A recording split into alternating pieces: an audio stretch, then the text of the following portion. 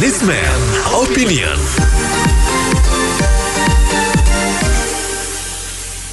Mitra bisnis, Menparekraf Sandiaga Uno mensinyalir ada permainan karantina yang dilakukan oknum petugas maupun oknum hotel karantina.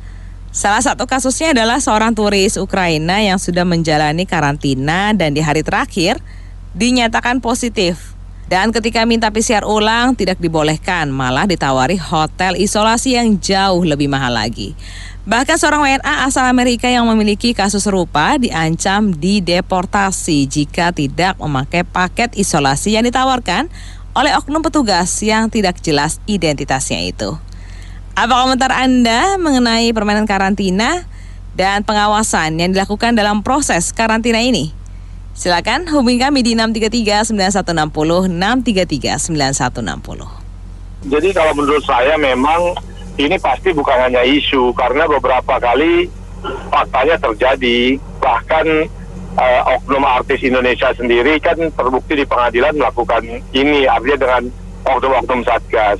Saya cuma menyarankan sebaiknya mungkin perjalanan luar negeri untuk turis satu pintunya di Bali aja untuk karantina, karena menurut saya pribadi Bandara Bali dan warga Bali dan hotel ya, ekosistem pariwisata di Bali itu lebih jujur Mbak daripada di Jakarta.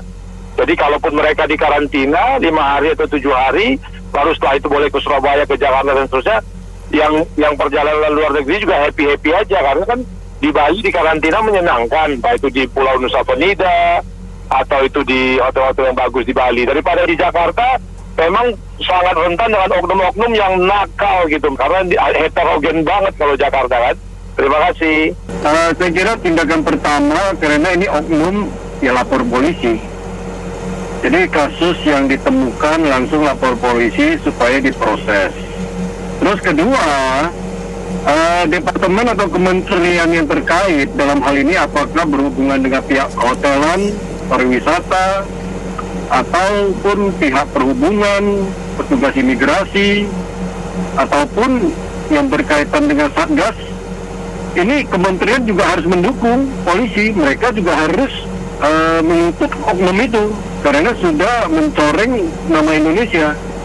Lantas ketiga, ya kalau bisa ini COVID masih berjalan terus, buatkanlah semacam hotline-nya untuk wisatawan dari luar ataupun lokal yang kembali ke Indonesia menjalankan karantina. Nah, hotline ini atau call center, mereka bisa mengakses untuk melaporkan apabila ketemu tindakan-tindakan yang dilakukan oknum yang seperti ini. Karena ini akan berjalan terus, ini entah tahun ini apakah selesai apa enggak, COVID kita nggak tahu. Dan karantina akan terjadi terus, entah 7 hari, lantas 14 hari, balik lagi 5 hari. Ya saya pikir ini usul saya. Terima kasih. Ya, menurut saya ini udah dasar azas fundamental. Orang-orangnya itu yang memang di sono tuh cari celah bagaimana mau diganti. Tadi Bapak yang pertama bilang di Bali, atau yang kedua tuh tadi bilang di Bali, atau mau dipakai cara yang lain, bentuk gimana, percuma. Lebih baik tuh ditutup atau enggak gitu aja, karena bukannya memang ditutup sangat merugikan, tapi pasti akan ada oknum-oknum yang mencoreng, itu udah pasti. Sedangkan itu buat warga luar negeri yang dalam, buat warga sama Indonesia yang kurang dari luar negeri aja, mereka tuh ada caranya, harus pakai paket dengan yang ini. Apalagi dengan bisnis pariwisata, mereka kan sedang haus banget, yang karena mereka tuh berapa tahun kemarin tuh harus terdampak sangat parah. Akhirnya dilihat ada peluang seperti ini, diajak kerjasama dengan oknum-oknum yang berniat juga. Nah, itulah akhirnya jadinya begini. Banyak yang dimana harus isolasi mandiri dengan paket puluhan juta sekian. Wah, itu kan sangat udah nggak wajar nominalnya. Dan itu banyak oknum yang mereka udah caranya beli makanannya harus di dalam, dengan harganya juga pricey banget, tinggi banget. Sekian sih, itu aja. Itu benar-benar dari fundamentalnya harus benar-benar berubah dasarnya. Kalau nggak bakal bisa. Bagaimanapun caranya akan dicari begini. Kita berusaha untuk misalnya kayak tadi di Bali, atau kita cari ditangani gimana, dicari. Pada saat oknum yang sekarang ini tertangkap, ntar pada saat ada isolasi mandiri lagi, ntar ada oknum lagi yang bermunculan dengan cara yang berbeda, dengan inovasi yang berbeda bagi dia gitu loh. Akhirnya nama Indonesia tercoreng lagi. Sekian, terima kasih. hasil PCR-nya itu benar atau dimanipulasi itu dari pihak hotel maupun pihak ini petugasnya itu harus segera ditangkap itu, diadili itu. Ini bingung dari dulu ada yang dipalsukan suratnya, sekarang ada yang kayak gini. Kayak hukumannya kurang berat kali ya. Orang ada yang takut gitu.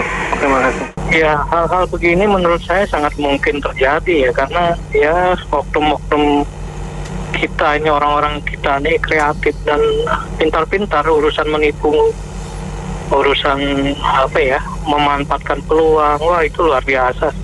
Maka nggak tahu deh harus bagaimana mengawasinya ya. Saya bingung juga karena mereka bermainnya pakai alat tes gitu. Kalau kita nggak berani seperti tadi minta tes ulang misalnya gitu ya, mau nggak mau. Nggak tahu juga bagaimana mengatasinya. Tapi yang jelas itu sangat mungkin terjadi. Oknum kita ini sangat pintar untuk membuat modus ngakalin gitulah kira-kira. Makasih. Begini, cucu saya di karantina dari Korea ya.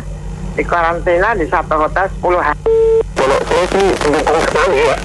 Karena kita kalau di luar negeri orang Indonesia kan sering dipersulit juga dipulangkan, terutama tuh Singapura sama Malaysia.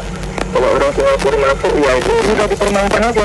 Jadi kita punya kekuatan tuh, itu sebenarnya punya tawar juga. Jadi bukan hanya kita orang Indonesia dipermainkan di luar negeri, orang luar negeri juga kita kerjain juga gitu. Saya dukung sekali itu, bagus sekali itu. Terima kasih.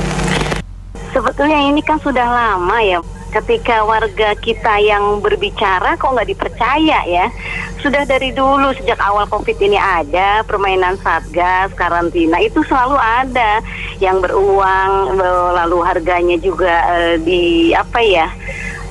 siapa yang bayar lebih banyak dia lebih cepat diloloskan. Itu dari awal sebetulnya. Cuma kenapa ketika warga asing baru dipercaya, baru ini mencuat gitu. Dari kemarin kemana aja katanya kita dibilangnya ya mengada-ngada lah ya, memfitnah satgas lah dan sebagainya. Lalu lebih mudah mengatakan itu oknum gitu. Kenapa sekarang baru rame? Terlambat deh. Makasih. Kalau saya sudah tidak aneh lah, dari mulai COVID sampai detik ini oknum kasihan oknum terus ini yang bermain ya. Tapi ya itulah ajang peluang mencari bisnis ya, karena susah kita hidup ini. Mereka yang punya kebijakan enak bermain, memperalat semuanya. Karena rakyat ini siapapun ini uangnya banyak, jadi mereka ini mempermainkan dengan kebijakan mereka gampang. Kita sebagai ini nggak ada apa-apanya.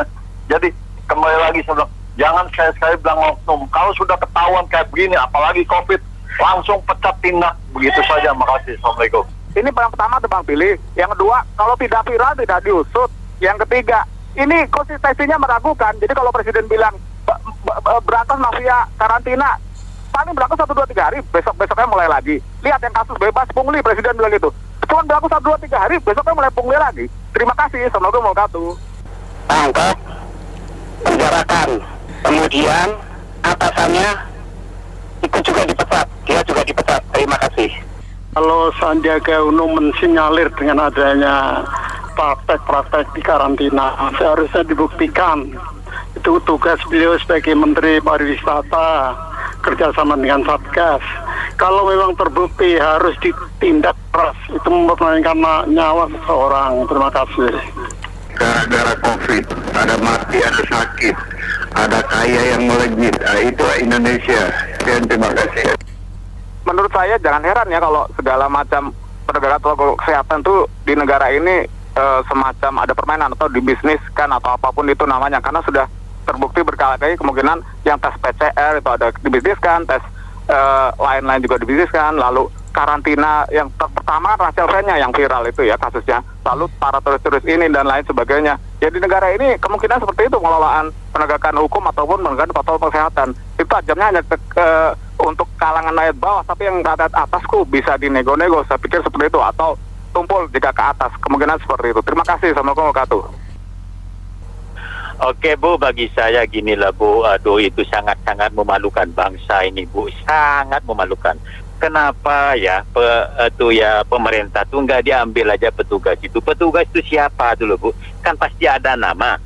Ya kan, harusnya petugas itu tindak cepat ambil dan dia yang dikarantina, Bu. Dipecat itu dari jabatannya itu. Jadi karena saya pernah ngalamin juga digituin, Bu. Setelah saya bergerak ngamuk, saya baru dia nggak mau. Ini saya orang lokal digituin, apalagi orang luar. Oke, terima kasih, gitu aja, wassalam. Saya pikir ini sudah pernah terjadi pada orang Indonesia lokal ya, atau reselvennya, dan ternyata terjadi lagi pada turis-turis ya, mancanegara. Dan ini menandakan kemungkinannya ada 3 kesimpulan. Yang pertama, penegakan hukum di negara kita memang sifatnya kemungkinan dari pertama kali merdeka sampai sekarang masih tebang pilih, baik penegakan hukum biasa maupun untuk protokol kesehatan. Jadi bisa dinego untuk kalangan atas, tapi kalau untuk kalangan bawah tajam banget gitu ya. Dan yang kedua, itu kemungkinan juga masalah bisnis kemungkinan dari penegakan hukum ini ada unsur kemungkinan di bisnisin gitu ya, seperti tes PCR dan lain sebagainya. Dan kemungkinan faktor diviralkan atau tidak diviralkan itu berpengaruh terhadap penegakan hukum di negara kita. Karena kalau tidak viral, kemungkinan sulit terusut. Tapi ada juga sih yang sudah viral, seperti tes PCR yang salah satu Menko itu, tapi tidak diusut gitu ya. Dan yang ketiga, itu tentang kepercayaan publik juga. Sekarang ini kan kepercayaan publik ini semakin menipis terhadap aparat penegak hukum, di mana konsistensi daripada bagusnya aparat penegak hukum kalau sudah terjadi bobrok-bobrok ketahuan rakyat, terus nanti petingginya bilang sudah dibenahi dan sudah bagus, sudah baik, tapi itu tidak konsisten. Ya contohnya kayak arahan presiden kita yang bilang bebas pungli waktu itu, tapi bebas punglinya dalam praktek cuma 1, 2, 3 hari atau paling lama seminggu, kemudian terjadi pungli lagi di birokrasi atas sampai bawah. Begitupun juga nanti kemungkinan pada saat presiden bilang arahannya kemarin usut mafia karantina, ya kemungkinan nanti tidak jauh berbeda dengan arahan bebas pungli. 1, 2, 3 hari dijalankan atau paling lama seminggu, kemungkinan nanti masih ada lagi mafia migasnya, ada lagi. Jadi konsistensinya itu meragukan di negara kita untuk baiknya penegakan hukum itu. Kemungkinan seperti itu. Terima kasih. Ini harus diusut tuntas, dan kayaknya memang di Indonesia ini banyak bisa memanfaatkan ya, dalam artian apapun yang terjadi atau apapun peraturannya bisa dimanfaatkan oleh oknum-oknum tertentu. Jadi kayaknya yang harus dilakukan tuh pengawasannya harus tambah ketat sih, karena ini sangat memalukan sih kalau menurut saya, dan ini internasional pula gitu loh. Dan ya kalau misalnya kita lihat gimana caranya, pokoknya intinya harus ada satgas yang memang mengawasi gitu. Oke, makasih. Tesnya bisa positif, kenapa ya? Karena dia di karantina di situ. Apakah benar-benar positif? Masalahnya mau dites ulang itu dia nggak dibolehkan. Nah, apakah itu dia melanggar pertama? Kalau dia bisa nipu gitu, hasilnya dia kena juga nih. Yang kedua, dia harus maksa orang ambil paket itu, ya itu juga kena juga. Nah maksud saya apa ya, kalau misalnya memang terbukti ya mereka melanggar, itu kalau hotelnya ikut bertanggung jawab, itu harus ditutup sementara. Soalnya kalau hukumannya nggak berat gitu ya, bakal terjadi begini-begini terus. Oke, makasih. Terlambat, Sandiaga Uno udah basi, dia udah sangat kayak sensasi kali. Itu pada dulu, ya nggak ketahuan semua mainan. Maka dari dulu saya kan sering komen kan, saya nggak percaya laporan. So sejak udah lama sampai sekarang itu pejabat, saya bukan jelekin, sesuai umur saya ada lebih 70. Ya gitulah bangsa kita. Saya sih bukan mau jelekin, ya gitulah citranya. Nggak tahu kesalahannya di mana. Apa memang Tuhan kasih manusia KW2 KW3. Yang bapak yang sebelumnya itu ya, saya udah cari sensasi. Yang pas saya sih melihat udah ada keberanian dari para koruptor, mulai ada keberanian terhadap warga luar negeri, udah mulai berani. Bagus juga. Sindiran gitu. Masih. Seperti yang disampaikan Bapak sebelumnya, ini udah persoalan lama ya. Sebenarnya gampang banget sih, ada 3 komponen di sana. Ya dari pihak hotel, pihak petugas, sama pihak pertama kali datang dari bandara. Kalau misalnya data-datanya kelihatan itu, contohnya dari turis luar, kan tinggal di dalam ya, hasil swab terakhir itu datanya yang megang siapa. Kemudian dari pihak hotel harusnya bertanggung jawab penuh juga dong, karena dia pasti bekerja sama dengan mana bagian yang ikut yang ikut swab itu. Pasti mereka ada kerjasama dengan situ dari awalnya kontraknya. Jadi tinggal diselesaikan aja biar clear. Apalagi ini sudah menyangkut nama bangsa lah. Oke, demikian. Terima kasih. Baik, terima kasih kembali Pak Hasan dan semua mitra bisnis yang sudah berpartisipasi dalam Businessman Opinion. Saya Anita Wijaya.